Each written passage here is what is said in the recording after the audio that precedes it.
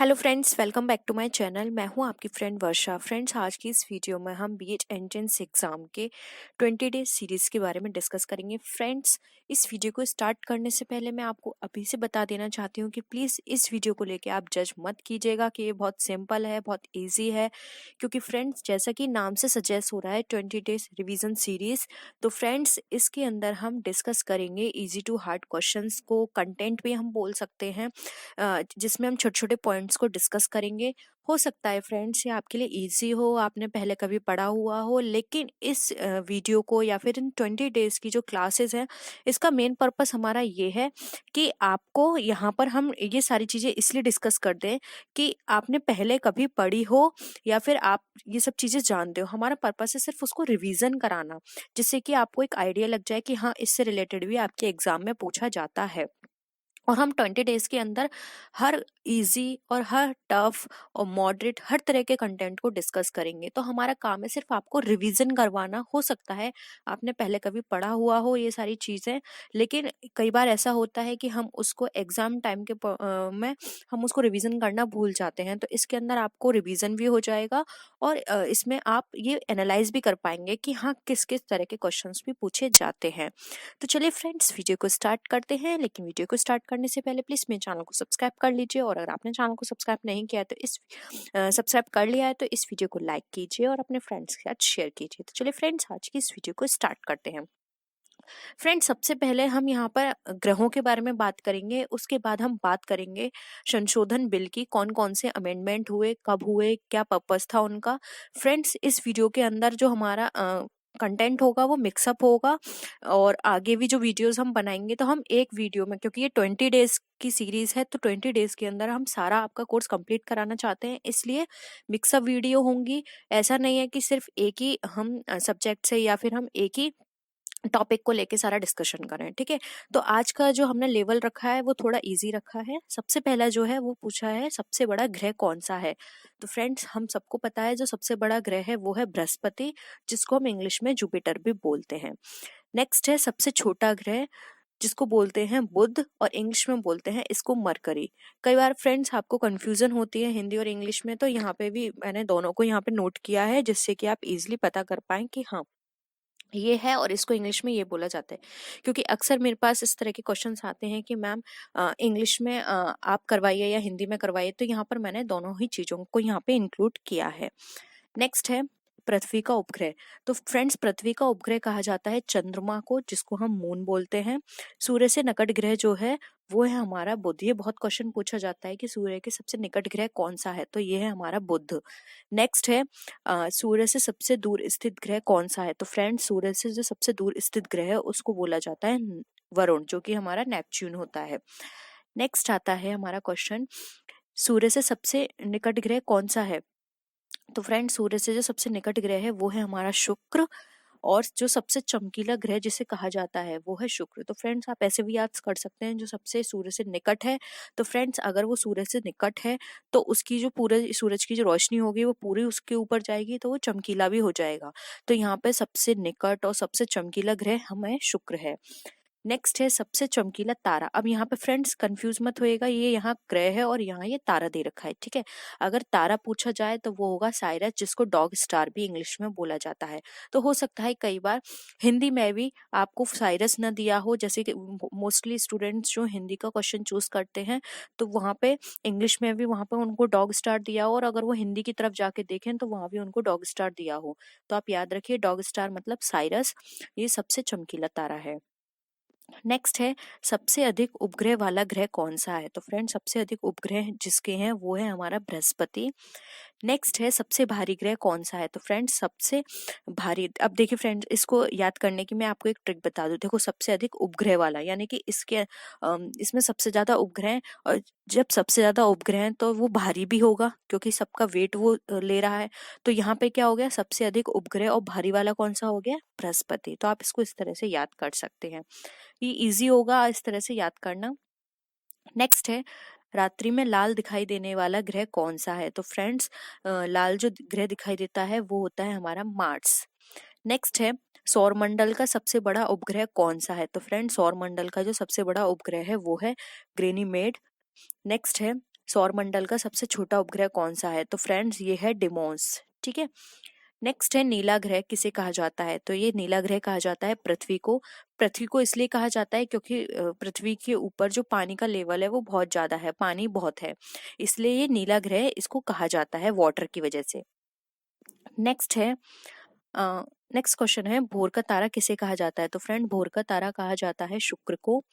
Next है सांझ का तारा किसे कहा जाता है? इसे भी शुक्र को कहा जाता है। तो आप ऐसे याद कर सकते हैं, भोर का तारा, सांझ का तारा दोनों शुक्र हैं और इसको पृथ्वी की बहन भी कहा जाता है। और इस तरह से क्वेश्चन भी आता है कि ऐसा कौन सा शहर है जो ट्विन सिस्टर के नाम से जाना जाता है? तो वो सॉरी, ऐसा कौन सा ग्रह है जो ट्विन सिस्टर के नाम से जाना जाता है? तो वो है यहाँ पर शुक्र। ठीक है, तो आप ऐसे याद कर सकते हैं। नेक्स्ट है हरा ग्रह। तो फ्रेंड्स हरा ग्रह है वरुण। नेक्स्ट है विशाल लाल धब्बे वाला ग्रह किसे कहा जाता है? तो फ्रेंड विशाल लाल धब्बे वाला ग्रह जो है वो कहलाता है हमारा बृहस्पति। तो फ्रेंड्स ये थे हमारे क्वेश्चंस। अब हम यहाँ पे डिस्कस करेंगे कुछ इंपॉर्टेंट संशोधन के बारे में जो कि आपके एग्जाम के पॉइंट ऑफ व्यू से बहुत ही इंपॉर्टेंट है। ये पूछे जाते हैं कि ये संशोधन कब हुआ, कौन लेकर आया था ये संशोधन, क्या पर्पस था इसके लाने का।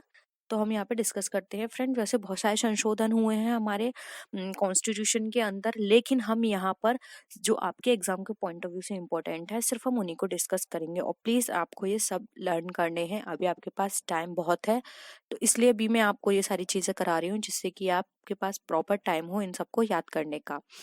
नेक्स्ट है पहला संशोधन 1991 ईस्वी में हुआ था।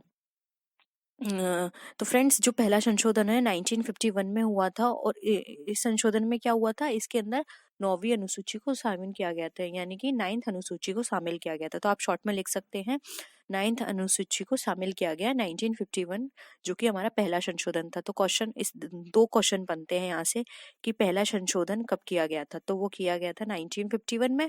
और ये भी पूछा जा सकता है कि पहले संशोधन में क्या किया गया था? तो उसमें 9th अनुसूची को जोड़ा गया था। ठीक है, अब नेक्स्ट आता है 7वां संशोधन। सेकंड थर्ड ये आपके एग्जाम के पॉइंट ऑफ व्यू से इंपॉर्टेंट नहीं है, हम डिस्कस कर रहे हैं डायरेक्ट 7वें संशोधन के। तो फ्रेंड्स 7वां जो संशोधन हुआ था वो 1956 ईस्वी में हुआ था और इस संशोधन के अंतर्गत जो भाषाई आधार पर राज्यों को पुनर्गठित किया गया था, यानी कि जो हमारे राज्य हैं उनको भाषा के आधार पर पुनर्गठित किया गया था। तो आप इसको याद रखिएगा। 7वें अमेंडमेंट में जो भी हमारे लिंग्विस्टिक बेसिस पर यहाँ पर राज्यों को पुनर्गठित किया गया था, यहाँ पर जो भी हमारी क्लासेस थी ABCD उसको यहाँ पर अबॉलिश किया गया था और जो यूनियन टेरिटरीज हैं उनको भी इंट्रोड्यूस किया गया था। लेकिन आप सिर्फ इतना याद रखिए कि भाषाई आधार पर यहाँ पर राज्यों को पुनर्गठित किया गया था 7वें संशोधन में। नेक्स्ट है 26वां संशोधन 1971 में हुआ था। अब फ्रेंड्स 1971 में जो 26वां संशोधन हुआ था इसके अंदर जो हमारे भूतपूर्व देशी राजाओं की जो वो थी उपाधियां थी उनको समाप्त कर दिया गया था। ठीक है, यानी कि जो हमारे राजा हुआ करते थे उनकी उपाधियां हुआ करती थी उनको समाप्त, यानी कि कोई भी राज्य राजा के अंडर काम नहीं करेगा, ये इसके अंदर बताया गया था। 26वें संशोधन में ये हटा दिया गया था, मतलब उनकी उपाधियों को ले लिया गया था कि वो अब राज्य के अंडर होंगे, वो राज्य वो सरकार के अंडर वो राज्य आ जाएंगे। तो वहां के जो राजा थे उनकी उपाधियों को वापस ले लिया गया था 26वें संशोधन के अंदर। नेक्स्ट है 36वां संशोधन जो कि 1975 में हुआ था फ्रेंड्स। इसके अंदर हमारी जो सिक्किम राज्य है इसको राज्य के रूप में मान्यता प्रदान की गई थी 36वें संशोधन में। तो ये क्वेश्चन भी पूछा जाता है कि जो हमारा सिक्किम था उसको किस संशोधन के अंतर्गत शामिल किया गया या फिर राज्य की मान्यता मिली? तो वो मिली थी 36वें संशोधन के अंदर और सन था 1975। तो आप इनको नोट कर लीजिए, नहीं तो आप इसका स्क्रीनशॉट भी ले सकते हैं। नेक्स्ट चलते हैं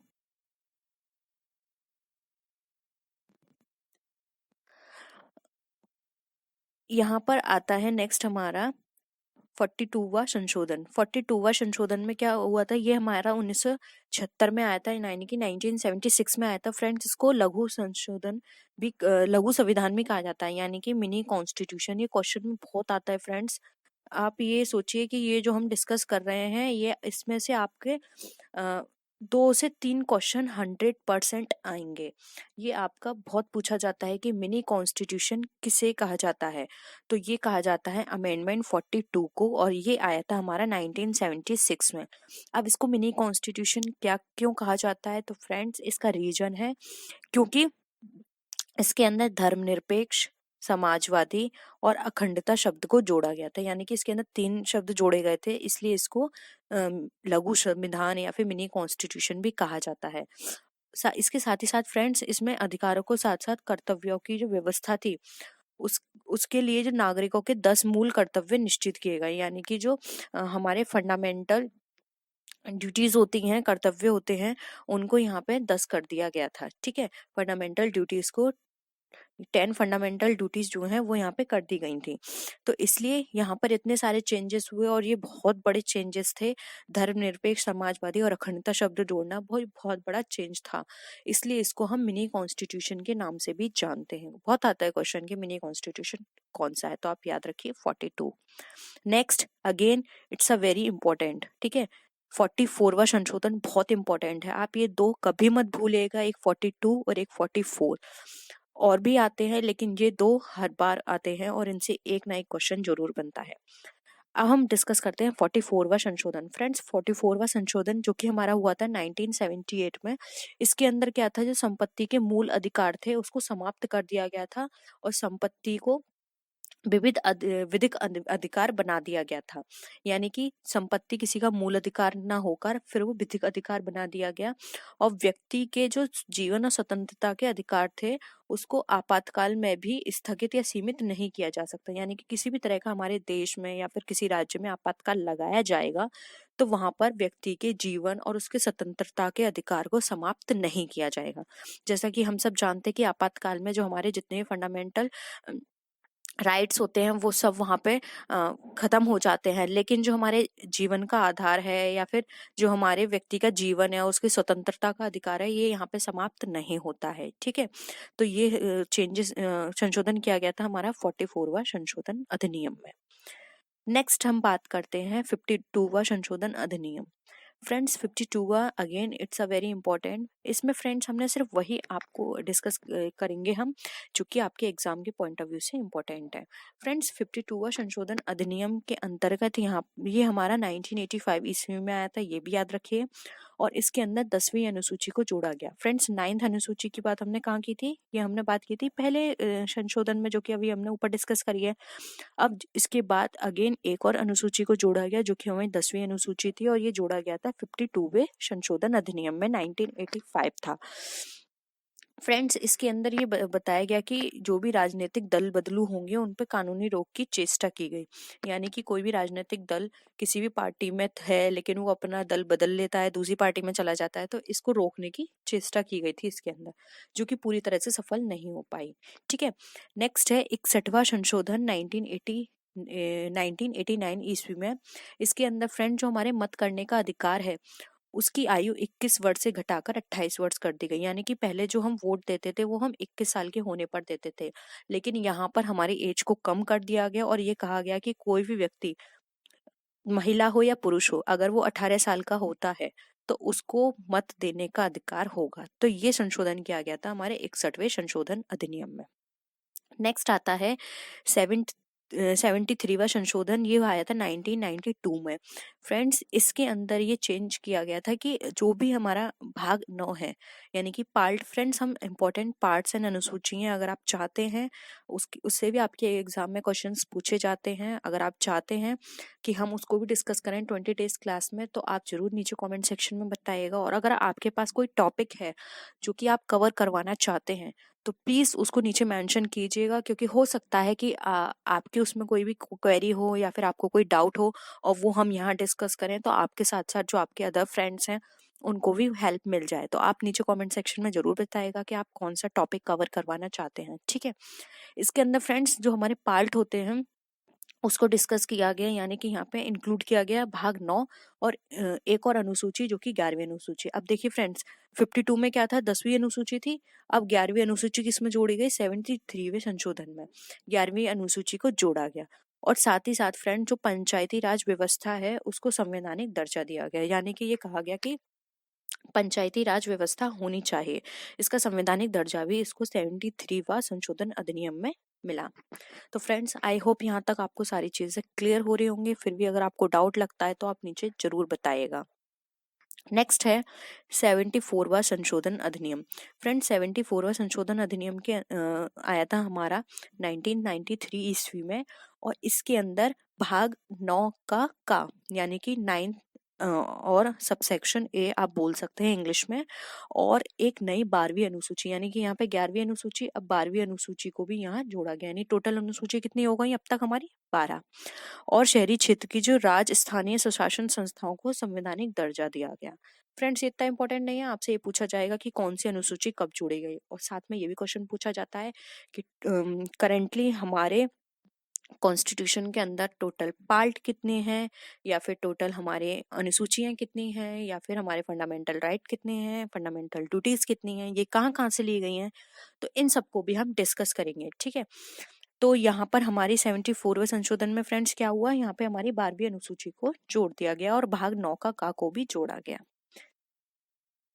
नेक्स्ट आते हैं 84वां संशोधन अधिनियम। फ्रेंड्स, 84वां संशोधन अधिनियम के अंतर्गत ये आया था हमारा 2001 ईस्वी में, और इसके अंदर जो लोकसभा और विधानसभा की सीटों की संख्या थी, ये कहा गया कि 2026 तक इसमें किसी भी तरह की कोई भी छेड़छाड़ नहीं की जाएगी। यानी कि इसके लिए जो मिनिमम सीटें बताई गई हैं, या फिर जो नंबर्स बताए गए हैं मेंबर होने चाहिए, वो उतने ही रहेंगे 2026 तक। इसमें किसी भी तरह का कोई भी चेंजेस नहीं किया गया है जाएगा। तो ये 84वां संशोधन अधिनियम में बताया गया। और साथ ही साथ जो निर्वाचन क्षेत्रों की परिसीमन सन है, वो 1991 की जनगणना पर आधारित होगी। यानी कि जो हम निर्वाचन आयोग की जो लिस्ट जारी होती है, वो सॉरी निर्वाचन क्षेत्रों की कि कहाँ कितना कैसे है, तो जो जनगणना होती है उसके लिए जो टाइम पीरियड फिक्स किया गया, वो फिक्स किया गया 1991।